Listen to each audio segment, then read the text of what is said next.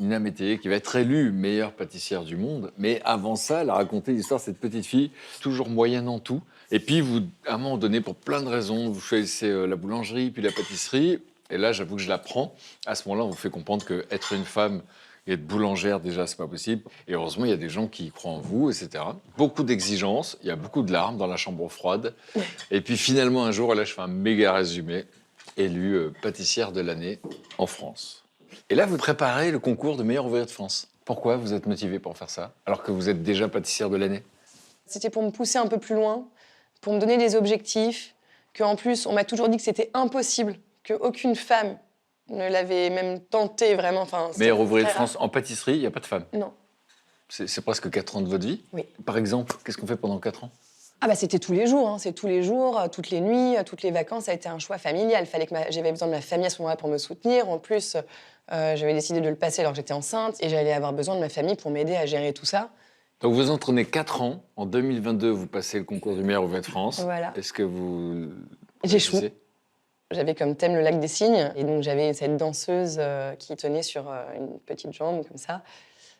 Elle faisait presque 1 mètre de haut. Et il faisait 35 degrés. Et ma sculpture est tombée.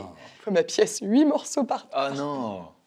C'est 4 ans de ma vie que je suis en train de jouer. Comment se fait-il que le jury prévoit pas, vous prévienne pas, que la température ne permettrait pas que certaines pièces... C'est leur erreur, on est d'accord.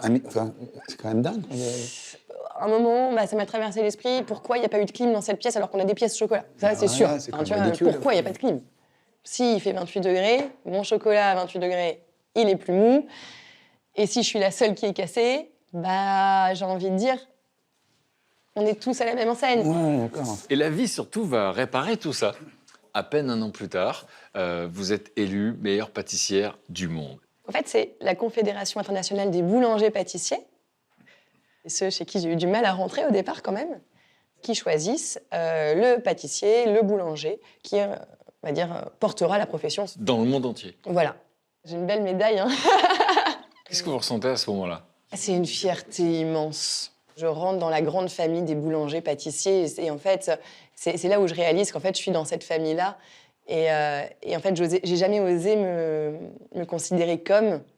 C'est rigolo, hein. Je me cachais toujours. J'essayais de me transformer un peu en garçon. Je me maquillais pas. J'essayais d'avoir des t-shirts larges, d'avoir les cheveux toujours bien attachés, pour essayer de passer un peu, que ma féminité passe un peu inaperçue.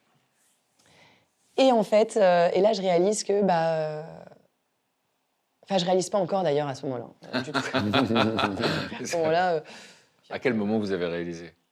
il y a l'équipe, moi, il y a en fait, je suis arrivée au labo, ils m'ont tous fait, chef, avec des applaudissements, enfin, toute cette équipe-là, en fait, qui... Ah, ça y est, je vais encore pleurer.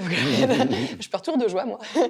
Et en fait, tout s'est enchaîné, les équipes qui étaient là, qui ont travaillé énormément.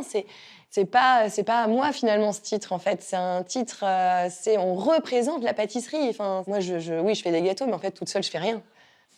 Votre parcours est assez incroyable. C'est un jeune parcours, mais il est exceptionnel. Regardez la tête d'Alain, tout le monde est impressionné.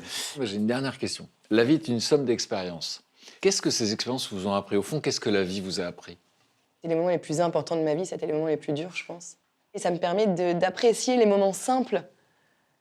Comme là, d'apprécier ces moments-là, c'est une chance inouïe. Moi, je pense la vie m'a appris à être reconnaissante, peut-être, de tout ça.